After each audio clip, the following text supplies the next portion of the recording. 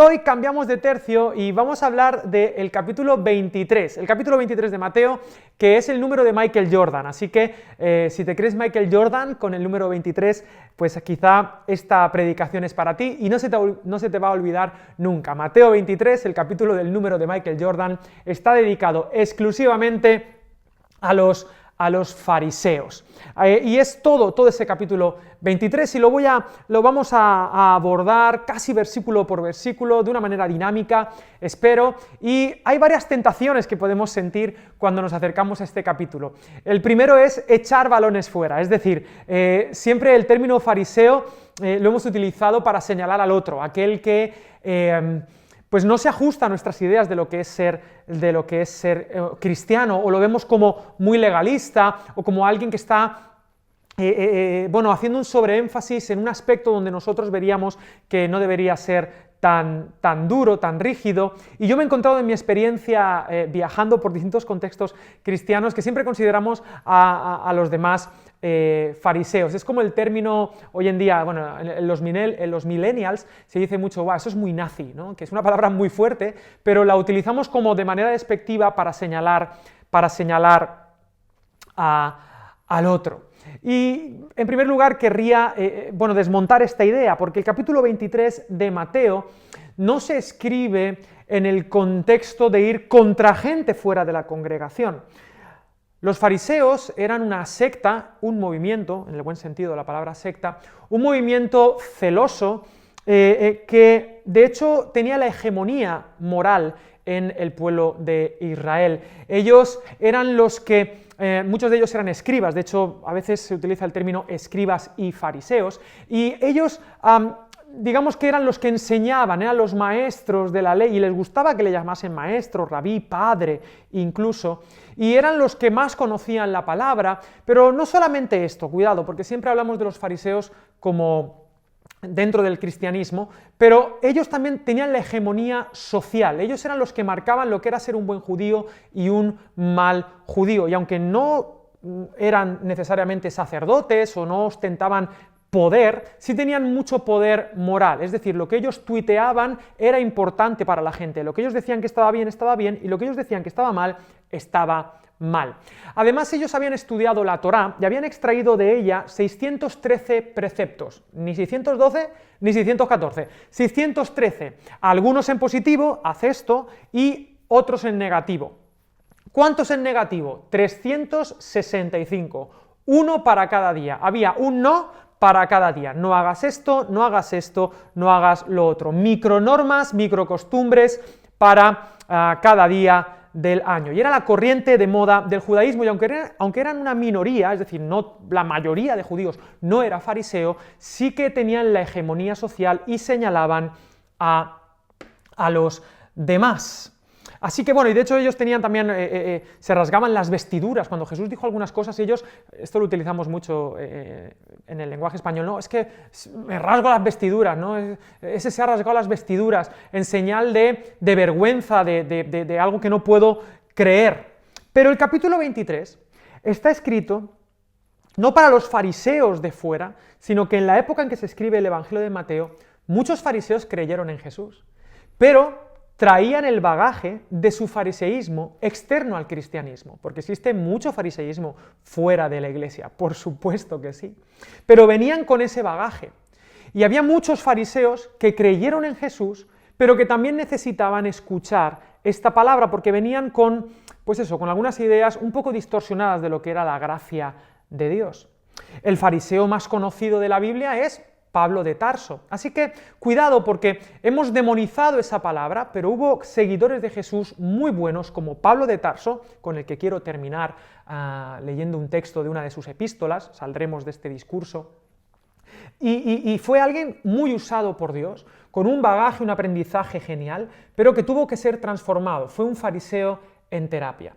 Y yo he de reconocer que soy un fariseo, veo actitudes en mí que necesitan ser transformadas por Dios. Veo actitudes en nuestra iglesia Valentia fariseas que necesitan ser cambiadas. Y no quiero adelantarme, pero me gustaría poner toda la carne en el asador. Pero cuando leamos este capítulo, y perdonadme esta introducción un poco larga, pero creo que es necesaria, permitidme recordar algunos principios que he enseñado durante años. Un vaso que corta es un vaso que está roto. Os pido que cuando vayamos al texto y veamos a los fariseos, veamos detrás del personaje. Henry Nouwen dice, detrás de todo personaje perfecto siempre hay una persona que llora. Veremos la palabra famosa que describe a los fariseos de apellidos, hipócritas. Ese es su apellido. ¿Por qué son hipócritas? Vamos a ver los puntos de dolor.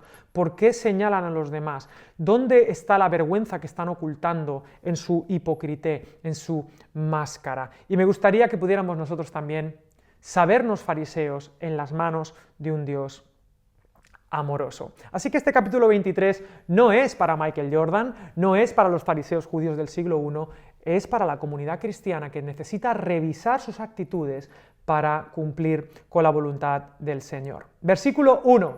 Bien, espero no perder a nadie. Esto es muy frío, el tema de la cámara, sé que estáis ahí detrás en algún momento del espacio y del tiempo, ahora mismo no, pero ahora mismo sí. Y el versículo 1 dice, así que me voy a tranquilizar, le he dicho al Señor que me ayude a predicar como si estuviera por casa y con el pantalón de pijama y alpargatas. Entonces habló Jesús a la gente y a sus discípulos, a la multitud y a los discípulos. Me gusta esta diferencia. ¿Todos los que escuchan son discípulos?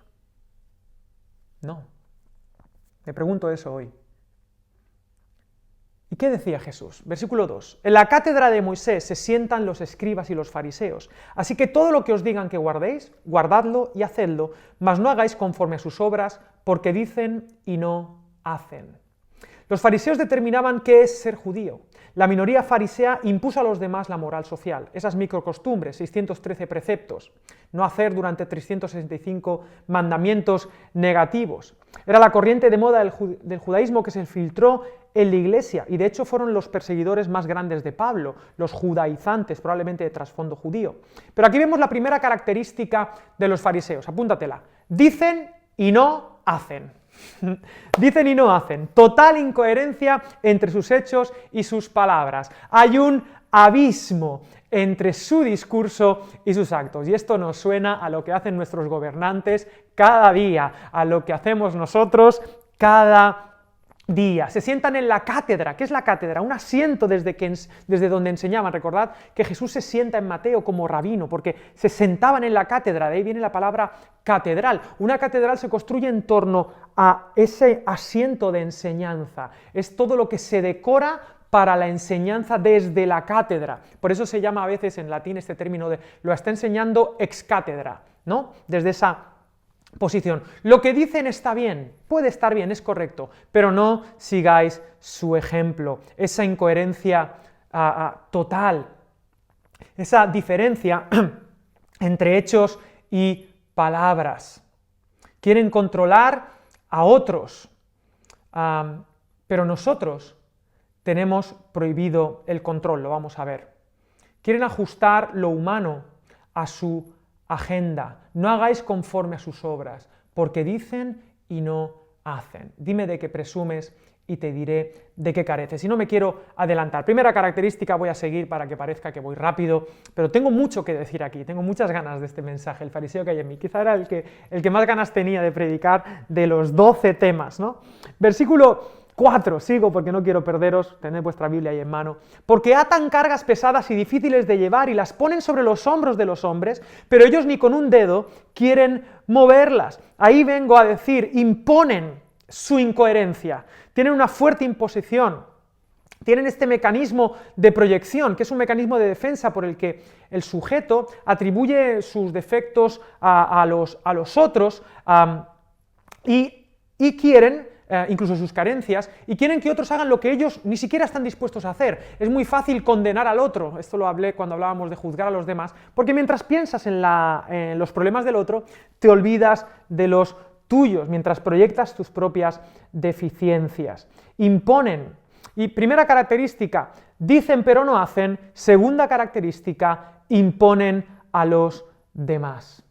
Imponen a los demás. E incluso, bueno, en algunas ocasiones me he dado cuenta de que hay personas que imponen cosas a otros y dicen, y encima diciendo, es un fariseo, pero uno mismo, con estas actitudes fariseas, decide no hacer nada, decide ser mediocre, decide no involucrarse, y hay muchas actitudes fariseas en todas estas cosas que acabo de decir. Y permíteme darte un apunte: la mediocridad de la Iglesia, la mediocridad de las personas que te rodean, en tu opinión, no justifica la mediocridad de mi fe. Así que, bueno, no me adelanto. Dicen y no hacen, no sé en qué punto estamos aquí. 2, imponen a los demás, quieren que todos los demás piensen como ellos, y si no, no estoy dispuesto a colaborar. Y siguiente versículo: antes, hacen todas sus obras para ser vistos por los hombres, pues ensanchan sus filacterias, algo así como esto, y extienden los flecos de sus mantos, y aman los primeros asientos en las cenas, las primeras sillas en las sinagogas, y las salutaciones en las plazas, y que los hombres los llamen rabí, rabí. ¿De qué me está hablando esto? Tercera característica: apariencias. Soy lo que otros ven, mi esfuerzo en la apariencia en lugar de el ser. Se fijan más en lo que otros ven que están haciendo, en esa hipocresía, y hoy en día, en el mundo de las redes sociales, para mí esto es una pandemia total. La gente vive de lo que otros ven en ellos, ¿no? Y se mueren por 100 seguidores más, y es ridículo poner tu valor en las apariencias, en lo que otros dirán de ti. Aman los primeros asientos, ensanchan sus filacterias, hacen la foto antes y publican la foto antes de hacer el bien, ¿no? Hay muchas conexiones muy interesantes aquí. Pero ahondando más profundamente, cuando uno vive de esas apariencias, jóvenes que sacan fotos enseñando quizá más de la cuenta, ¿qué seguros están de sí mismos? No, alguien que está seguro de sí mismo no necesita ese tipo de exhibicionismo.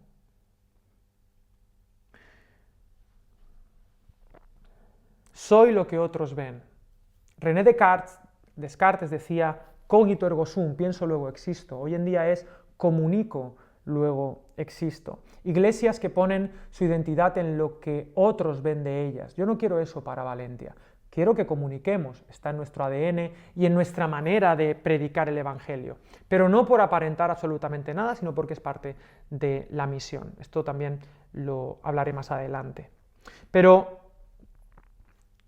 quiero preguntarte, detrás de ese personaje, 3 características: dicen y no hacen, imponen a otros, viven de las apariencias. Y la sociedad occidental hoy en día tiene estos 3 fundamentos en los que basan casi todo lo que hacen. Solo tienes que encender un poco la tele o meterte en el Facebook y darte cuenta de que dicen y no hacen, que imponen a otros lo que no están dispuestos a hacer ellos, y viven de las apariencias. Y me pregunto si nosotros también somos así. Y me pregunto, los que somos así, ¿qué tan vacíos estamos? ¿Qué tan necesitados de misericordia? Porque no hemos encontrado en nosotros el valor y el amor de Dios que nos libra de vivir en esa dicotomía entre lo que decimos y hacemos, entre lo que aparentamos y somos, y entre lo que queremos que otros hagan, pero nosotros no estamos dispuestos a hacer. Todo esto nos lleva a un mundo deshumanizador, hipócrita, que desconecta a las personas de su propia identidad. Decir y hacer, imponer a otros y apariencias. Pero sigue el texto: pero vosotros no queráis que os llamen rabí, porque uno es vuestro maestro, el Cristo, y todos vosotros sois hermanos, y no llaméis padre vuestro a nadie en la tierra, porque uno es vuestro Padre, el que está en los cielos, ni seáis llamados maestros o guías, sería más concreto, mejor, en el griego original tiene que ver con estos guías, porque uno es vuestro guía, el Cristo. ¿Cuál es la terapia a la que Dios te invita para resolver tu dicotomía entre hacer y decir, entre imponer a otros y el aparentar? Bueno, nos invita a una terapia de no ser maestros que dicen y no hacen, de no ser padres que imponen sus traumas a sus hijos, en el sentido de, no padres necesariamente físicos o padres de sangre, sino no transmitir los traumas a los demás, y guías que viven de la apariencia y que se enaltecen. Lo que nos plantea el Señor no es que no llamemos a nadie padre, ni que llamemos a nadie maestro, sino que no busquemos ser llamados de esta manera, además con las características que riman con estas, ¿no? Decir y hacer, que tiene que ver con ser llamados maestros de boquilla, imponer, que tiene que ver con ese padre que impone a su hijo lo que él no está dispuesto a hacer, y guía, que vive de la apariencia, de lo que otros ven en él o en ella, pero no está dispuesto a realmente guiar a las personas y ser un guía, es decir, acompañarles en su camino. Y la terapia que plantea, me encanta, es el versículo 11 y 12. El que es el mayor de vosotros sea vuestro siervo, porque el que se enaltece será humillado y el que se humilla será enaltecido. Jesús le da un giro a la vida, nos invita al servicio al otro desde la vulnerabilidad, que seamos nosotros y que entendamos, como dirá Pablo al final de este mensaje, no que lo haya alcanzado ya, sino una cosa hago, sigo aprendiendo del Maestro. Que seamos maestros que son coherentes, que enseñan con su vida, no solo con sus palabras, padres que se preocupan por sus hijos, que los cuidan, y guías que convierten en protagonistas a aquellos que aconsejan. En definitiva, Dios quiere que dejemos el magisterio, magis, mago, el que enseña desde arriba, el que se cree el maestro de los demás, y vivamos el ministerio desde abajo, no desde la autosuficiencia, sino desde el reconocimiento de que mis dones son para los demás, mi vida es para el otro. Y ahora vienen los famosos ay. Estos ay, que algunos, bueno, hay varios, 7, 8, bueno, depende, pero me gustaría que viéramos, ay es algo que duele, es algo que duele. Un vaso que corta es un vaso que está roto. ¿Cuáles son los puntos de dolor, los mecanismos de defensa que los fariseos como yo utilizamos para que no nos vuelvan a hacer daño? ¿Cuál es tu vergüenza que te acompaña desde Génesis 3? ¿Cuál es tu desnudez que cubres con hojas de higuera? Porque detrás de todo personaje perfecto siempre hay una persona que llora. ¿Cómo se manifiesta el fariseo que hay en mí? Jesús va a sentir lástima de los fariseos.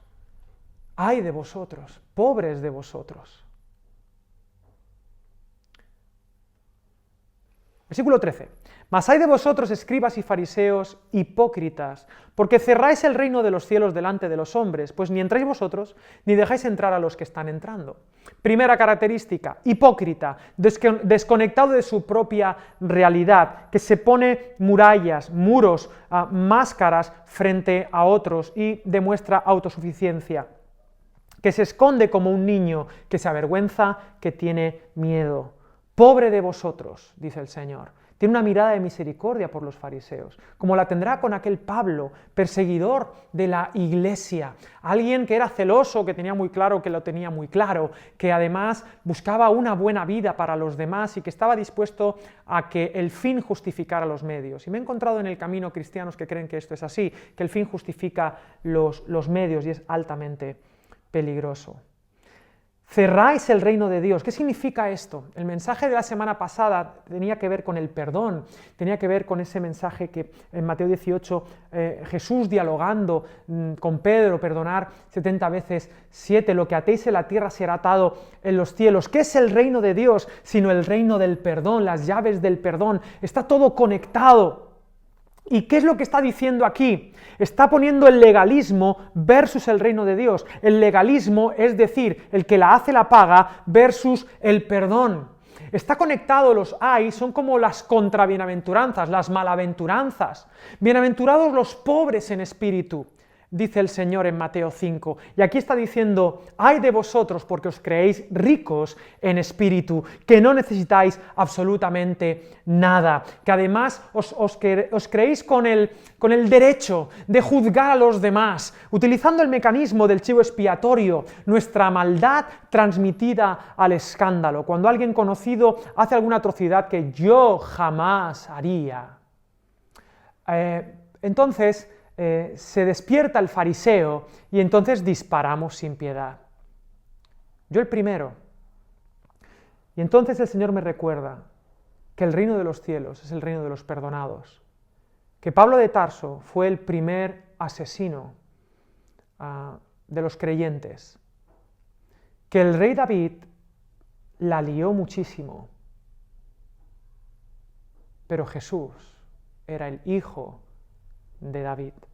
Y no veo a gente arrancando salmos porque los escribiera David. No veo a gente cancelando al rey David o sus enseñanzas, sus experiencias. Porque la misma gracia que le alcanzó a él es la que me alcanza a mí. El perdón. Fariseos, hipócritas, que cerráis el reino de los cielos. Se lo cierran a la gente. No, tú no. No, tú no. Tú no mereces la gracia de Dios. Bueno, yo tampoco. Ni entráis, ni dejáis entrar. Y no dejar entrar es triste, pero más triste es que no entres tú.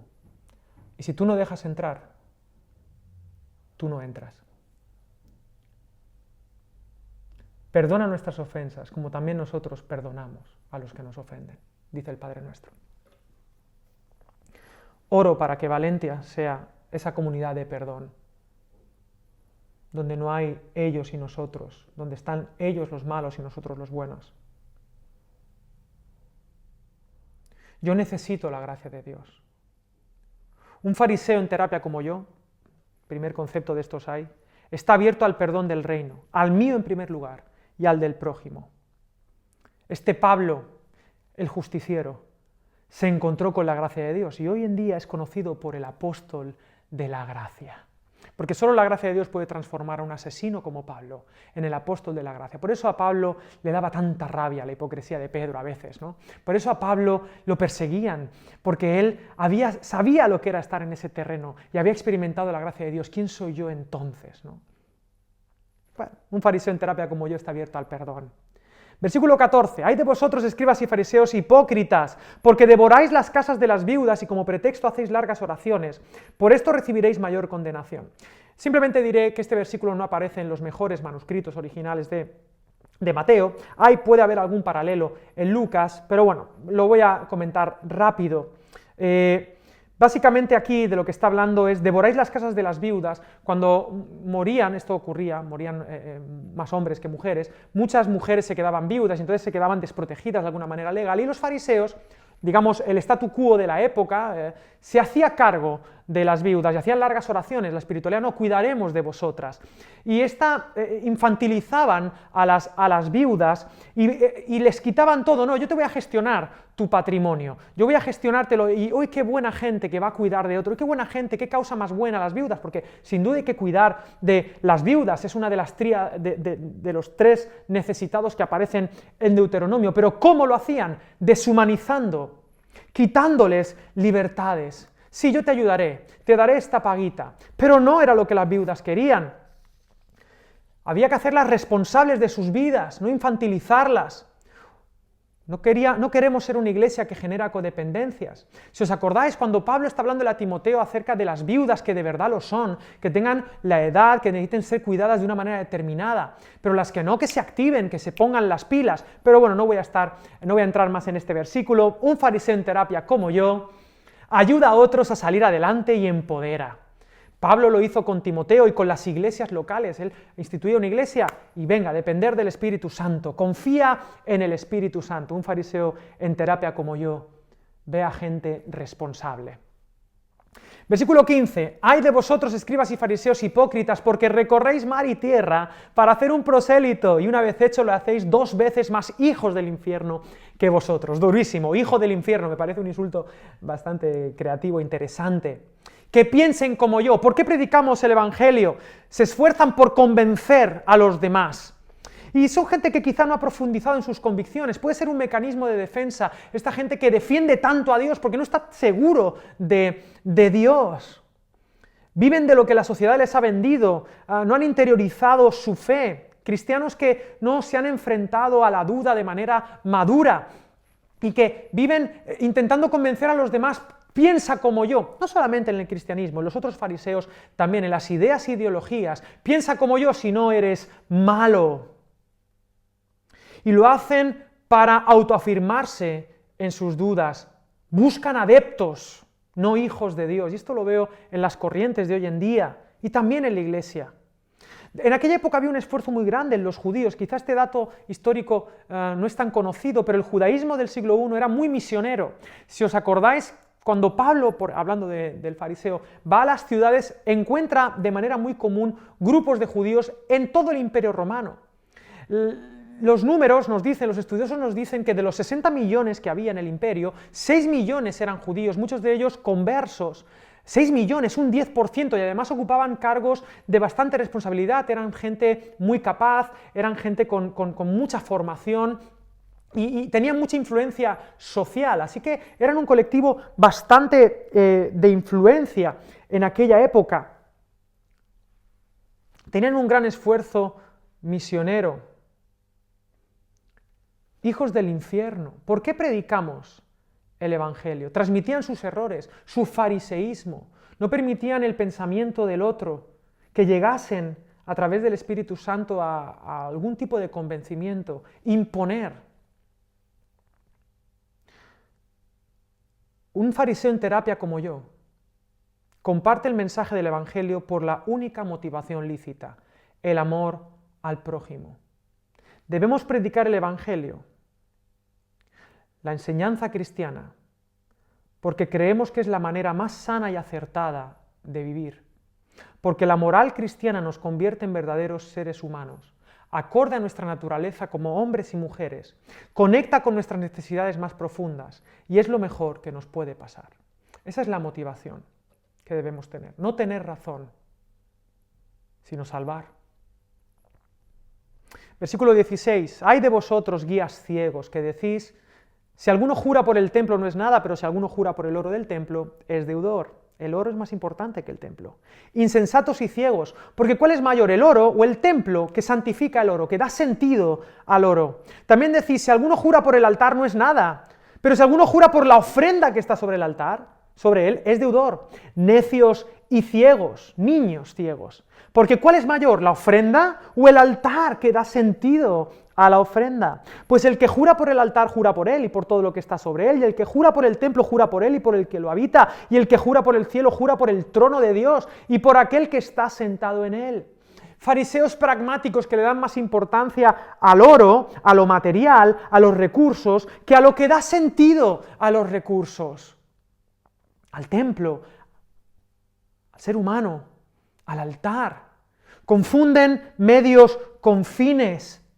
Viven una distorsión de la realidad, le han dado más importancia a una cosa que la otra, cuando la otra depende de la una. ¿Qué es más importante? Guías ciegos.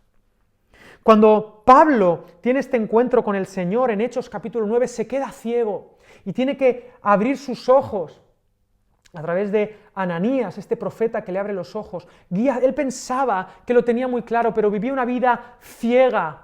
Había confundido medios con fines, le había dado importancia a cosas que no tenían importancia y no le había dado importancia a lo que realmente era importante.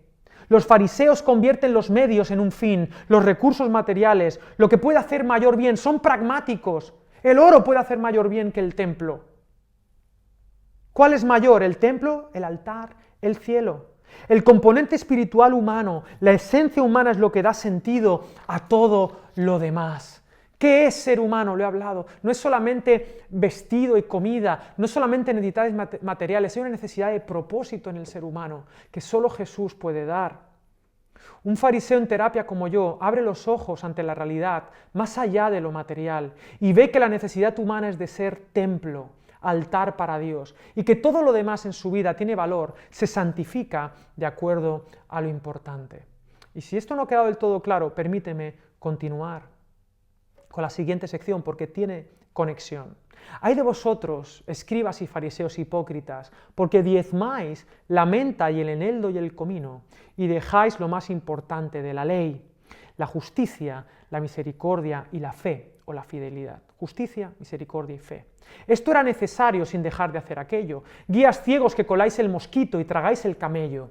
Ay de vosotros fariseos, escribas y fariseos hipócritas, porque limpiáis lo de fuera del vaso y del plato, pero por dentro estáis llenos de robo y de injusticia. Fariseo ciego, limpia primero lo de dentro del vaso y del plato para que también lo de fuera sea limpio. Pero es que Jesús no se conforma con compararlos con vasos, sino que Yo creo que aquí se calienta y dice: ¡ay de vosotros, escribas y fariseos hipócritas, porque sois semejantes a sepulcros blanqueados, que por fuera, la verdad, se muestran hermosos, mas por dentro están llenos de huesos de muertos y de toda inmundicia? Así también vosotros por fuera, a la verdad, os mostráis justos a los hombres, pero por dentro estáis llenos de hipocresía e iniquidad.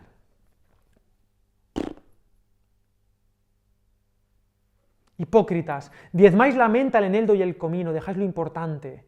Distorsión de prioridades. ¿Qué es lo primero? ¿Qué es lo primero en nuestra vida? ¿Qué es lo que tiene prioridad en nuestra agenda? Diezmáis la menta, el eneldo y el comino. Mucha cosita social, mucha cosa buena, pero a la gente les importa un comino en realidad.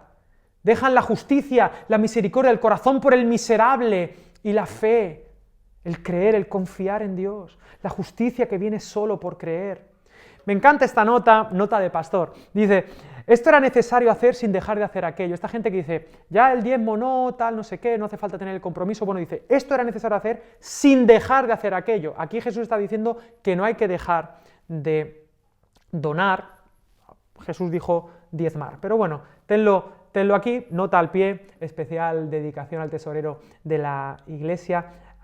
Pero el punto aquí es que hemos distorsionado las prioridades. Colamos el mosquito y tragamos el camello. Uy, esto a mí Señor, ayúdame a...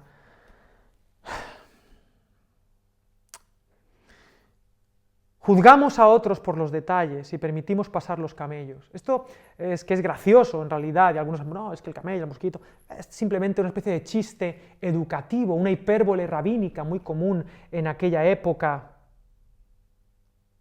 Hoy en día, las ideologías trabajan mucho esto, detalles nimios por los que condenan a los otros. Se fijan mucho en cosas que no tienen tanta importancia en la educación de los hijos, lo que la iglesia debe hacer o no. ¿Qué es lo importante para Jesús? Gente que se rasga las vestiduras por una palabra que no les parece bien, una palabra, la piel muy fina, y ponen la voz en cuello en las redes y publican: me parece indignante que esta persona haya dicho esto, pero no han derramado una lágrima por la lacra del siglo XXI, por la muerte que reina, que está destruyendo a la humanidad desde dentro, que no han levantado la voz, ni en petit comité, ni a grandes, ni delante de grandes audiencias, sea cual sea la audiencia que tú tengas. No han levantado la voz por lo que realmente importa. Que ponen la voz en cuello por historias que no tienen tanta importancia. Primero, ¿qué es lo primero en tu vida? ¿Dónde está el reino de Dios? No, se fijan hacen un tratamiento superficial de los problemas, limpian lo externo del vaso y creen que con eso va a estar bien la sociedad, su vida. ¿Qué estás haciendo? ¿Estás maquillando tu vida o quieres que Dios la limpie desde dentro? Limpia lo de fuera, pero sigue sucio. Como iglesia yo no quiero limpiar desde fuera la sociedad, quiero que sea transformada desde dentro. Aquí lo dice claro. Limpia primero lo de dentro del vaso y del plato para que también lo de fuera sea limpio. ¿Tú quieres que lo de fuera esté limpio? Aquí. Empieza aquí. Aquí dentro. ¿Tus prioridades son las de Jesús? Me hace mucha gracia. ¿Qué Jesús, no? El Jesús pop que venden hoy en día no es Jesús, es una caricatura de Jesús. El Jesús de la Biblia. Estoy leyendo un libro, casi por obligación, de una pastora que cuenta gozosa cómo uno de los miembros de su iglesia, una de las miembros de su iglesia arrancaba hojas de la Biblia porque no le gustaban y se quedó solo con los 4 evangelios, y este libro celebra eso, ¿no? Porque esto es lo que hay, porque la Biblia, claro, desde nuestro prisma fariseo, pues la Biblia tiene muchos problemas, está muy contaminada. No es la palabra de Dios. Tendrá la palabra de Dios que yo quiero que tenga. Y si hay páginas que no me gustan, las arranco. Y se queda con los evangelios y de hecho con algunas partes, ¿no? ¿Qué Jesús? Porque Jesús es la palabra de Dios. Y Jesús tenía muy claras las prioridades y tenía la cruz muy presente. Y confiaba en la resurrección. No hagamos un tratamiento superficial de los problemas. No limpiemos lo de fuera del vaso. Gente que invierte su vida en limpiarlo de fuera del vaso. ¿Cuál es tu ministerio? Limpiarlo de fuera del vaso. Querido, tú eres llamado a compartir el mensaje de Jesús para limpiarlo de dentro del vaso. Y como consecuencia, lo de fuera. Fariseos que se preocupan por las apariencias. Pero Jesús va a ser muy duro y va a decir sepulcros blanqueados, tumbas muy limpias. El sepulcro es un recipiente para muertos. Por mucho que lo adornes, seguirá teniendo la misma función, albergar un muerto.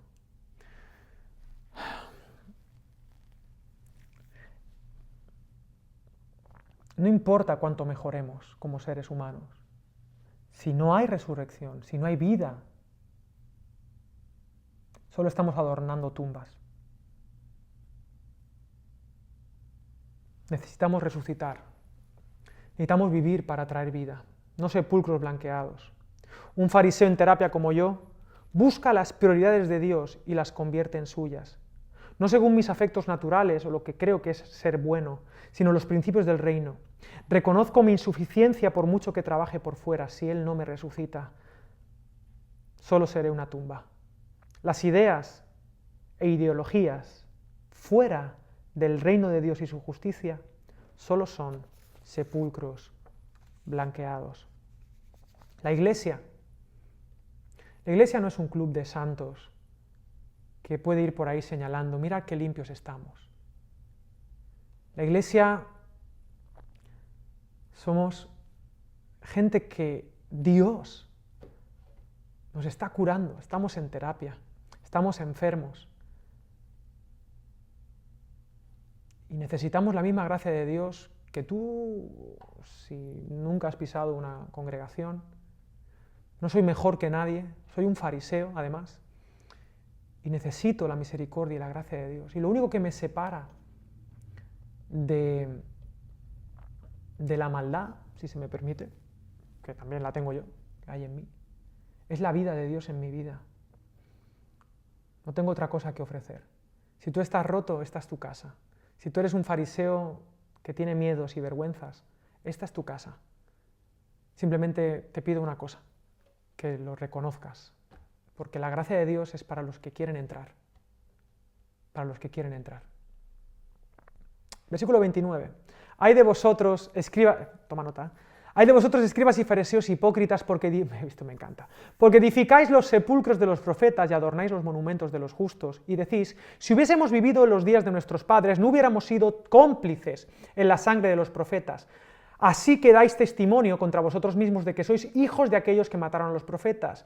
Vosotros también llenad la medida de vuestros padres.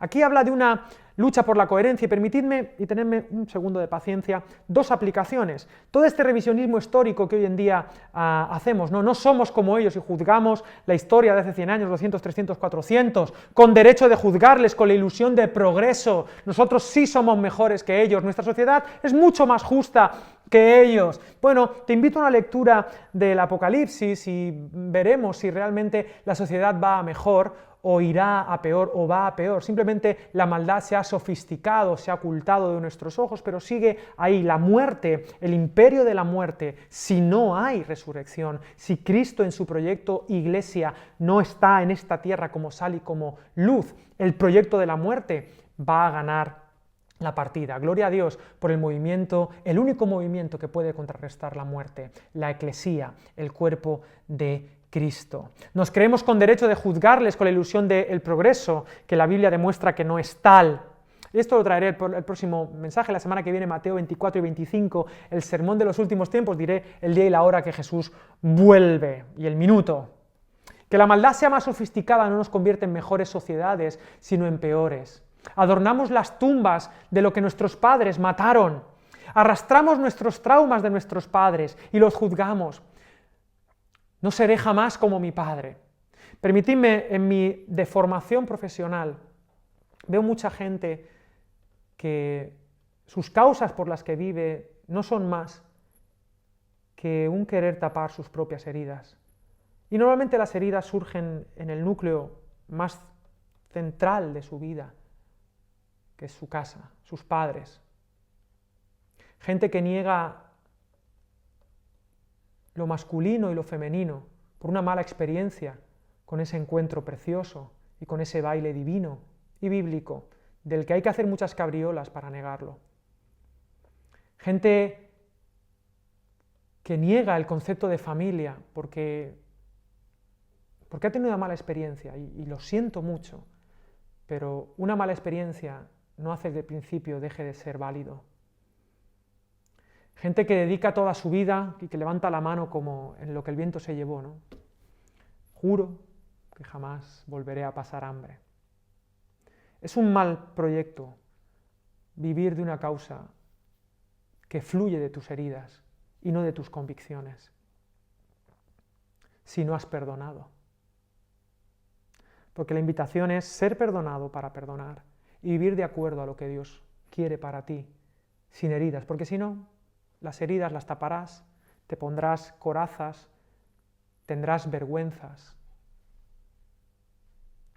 y te convertirás en aquello que has juzgado.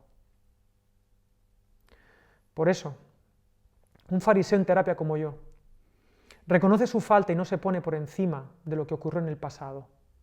Tiene un corazón agradecido con su tradición y sabe que sin la gracia de Dios repetirá los mismos errores.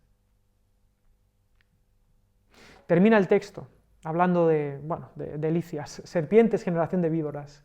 ¿Cómo escaparéis de la condenación del infierno? Yo os envío profetas, sabios y escribas. El Señor nos va a enviar para transformar todo eso, pero dice que aún os mataréis y crucificaréis. Aquí está hablando Jesús de sí mismo. Azotaréis en las sinagogas, perseguiréis de ciudad en ciudad. Hablando de los que van a sufrir, Abel, Zacarías. Jerusalén, Jerusalén, planteándolo como un sistema social, que matas a los profetas, apedreas a los que te son enviados. ¿Cuántas veces quise juntar a tus hijos como la gallina junta sus polluelos? Versículo 39. Porque os digo que desde ahora no me veréis hasta que digáis, bendito el que viene en el nombre del Señor. Esto ocurrirá, pero ocurre también. No hay esperanza para un fariseo como yo. El gran pecado de los fariseos es la autosuficiencia, creerse el número 23 de los Chicago Bulls. Y yo necesito esta dependencia del Señor y de los demás. Bendito el que viene en el nombre del Señor. Si tú vienes en el nombre del Señor, te bendigo. Vienes a mí a salvarme. Obviamente aquí está hablando de Jesús. Solo en Jesús hay salvación para los fariseos como yo. Te he dado muchos principios y quiero terminar con Filipenses capítulo 3. Pablo hablando. Lo hemos visto anteriormente, pero permíteme. Aunque yo también tengo de qué confiar en la carne. Perdonadme, C.S. Lewis, cristianismo y nada más. Necesitamos despojarnos de todo lo que molesta, de todo el fariseísmo que arrastramos de nuestro pasado. Yo también tengo de qué confiar en la carne. Si alguno piensa que tiene de qué confiar en la carne, yo más. Circuncidado al 8º día, a la semanita. Del linaje de Israel, de la tribu de Benjamín, hebreo de hebreos. En cuanto a la ley, fariseo, ahí lo tenemos. En cuanto a celo, perseguidor de la iglesia. Estaba en lo que tenía que estar. En cuanto a la justicia que se basa en la ley, irreprochable. ¿Qué más quieres? ¿No es eso el objetivo de la vida? No. Pero cuantas cosas eran para mí ganancia, las he estimado como pérdida por amor de Cristo. Y ciertamente aún estimo todas las cosas como pérdida por la excelencia del conocimiento de Cristo Jesús, mi Señor. Por amor a Él lo he perdido todo y lo tengo por basura para ganar a Cristo. Basura. Y ser hallado en Él no teniendo mi propia justicia, que se basa en la ley, sino la que se adquiere por la fe en Cristo, la justicia que procede de Dios y se basa en la fe. Quiero conocerlo a Él y el poder de su resurrección, que es lo único que puede transformar un sepulcro blanqueado en una buena noticia y participar de sus padecimientos hasta llegar a ser semejante a Él en su muerte, si es que en alguna manera logro llegar a la resurrección de entre los muertos. No que lo haya alcanzado ya, aquí ninguno nos podemos sentar en la cátedra, no nos pertenece la enseñanza, nos han dado la oportunidad de compartir el mensaje, ni que sea perfecto, sino que prosigo por ver si logro asir aquello por lo cual también fui asido por Cristo Jesús. Una cosa hago, olvidando ciertamente lo que queda atrás y extendiéndome a lo que está delante, prosigo a la meta, al premio del supremo llamamiento de Dios en Cristo Jesús. Iglesia Valentia, un fariseo en terapia como yo pone su vida en las manos de Jesús, que me salvó y que me dio gracia sobre gracia. Y no tengo nada más de donde asirme que en ese perdón de Jesús. Y mientras Jesús me perdone, yo debo perdonar. Somos llamados no a imponer, sino a proponer. Somos llamados a que nuestros hechos y nuestras palabras sean coherentes. Somos llamados a ser ejemplo, pero no vivir de las apariencias, sino que vean nuestras buenas obras para que alaben a el Señor. No te desconectes de tu propia realidad. ¿Qué te duele? ¿Por qué te escondes? ¿Dónde estás?, dijo el Señor a Adán. El Señor Jesús cargó nuestra vergüenza en la cruz, totalmente desnudo. Él pagó por nosotros. Él murió y resucitó para transformar a los fariseos como Pablo, a un fariseo con actitudes fariseas como yo, para traer una comunidad diferente, donde no hay ellos contra nosotros, algo muy contracultural en estos tiempos. Te invito a 3 preguntas con las que quiero terminar. ¿He reconocido al fariseo que hay en mí? Número 2, ¿qué estoy haciendo con mi terapia de todas estas cosas? ¿Dónde debo trabajar? ¿Y dónde se expresa el fariseísmo en nuestra sociedad? ¿Y qué podemos hacer para cambiar el mundo en el nombre de Jesús? Que el Señor te bendiga mucho y espero que seas un fariseo, un saduceo, un pecador, todo eso, como yo, haya sido alcanzado por la gracia de Dios, que puede transformar a un fariseo de fariseos en un apóstol de gracia. Que el Señor te bendiga, nos vemos.